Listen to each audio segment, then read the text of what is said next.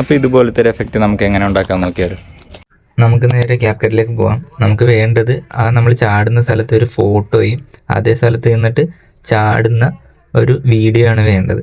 എന്നിട്ട് നമുക്ക് ആ വീഡിയോ നമുക്ക് ഫസ്റ്റിൽ തുടക്കത്തിൽ ചെന്നിട്ട് നമുക്ക് വീഡിയോ വന്നിട്ട് താഴത്ത് ഫ്രീസ് എന്ന് പറയുന്ന ഒരു ഓപ്ഷൻ ഉണ്ടാകും. ആ ഫ്രീസ് ചെയ്യാൻ നമുക്ക് ഫോട്ടോ. അപ്പോൾ അത് സ്റ്റില്ലായിട്ടാണ് നമുക്ക് കിട്ടുന്നത്. അപ്പം നമ്മൾ ആ ഫ്രീസ് ചെയ്ത ക്ലിപ്പ് നമുക്ക് നേരെ ഓവർലേ ആക്കാം.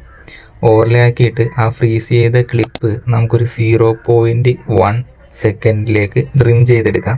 എന്നിട്ട് നമുക്ക് ആ ഡ്രിം ചെയ്തത് നമുക്ക് ഫസ്റ്റിലത്തെ ഫോട്ടോ ഇട്ടിരുന്നില്ല അതിൻ്റെ ലാസ്റ്റ് കൊണ്ട് കറക്റ്റ് അഡ്ജസ്റ്റ് ചെയ്ത് വെച്ചിട്ട് നമുക്ക് റിമൂവ് ബീജ് കൊടുത്ത് ബാക്ക്ഗ്രൗണ്ട് ഇറേസ് ചെയ്ത് കളയാം. ഇപ്പം നമുക്കത് ബാക്ക്ഗ്രൗണ്ട് റിമൂവ് ആക്കി ഇട്ടിട്ടുണ്ട്.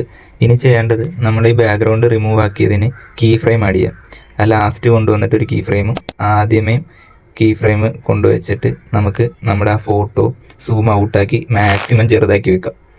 അപ്പോഴത്തേക്ക് നമ്മളിനി പ്ലേ ചെയ്ത് നോക്കാൻ നേരത്ത് ഇത്തരത്തിൽ നമുക്ക് കാണുന്നതാണ്.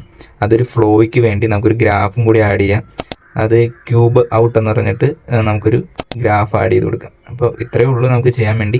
ഇനി വേണമെന്നുണ്ടെങ്കിൽ ഒരു ഷെയ്ക്ക് എഫക്റ്റും മസ്റ്റായിട്ട് നമ്മൾ അതിനൊരു സൗണ്ട് എഫക്റ്റും ആഡ് ചെയ്യണം. അപ്പോൾ ഇത്തരത്തിലുള്ള ട്രെൻഡിങ് വീഡിയോ എഡിറ്റിംഗ് ടിപ്സിനായി VJ Frames and Stories follow ചെയ്യാൻ മറക്കല്ലേ.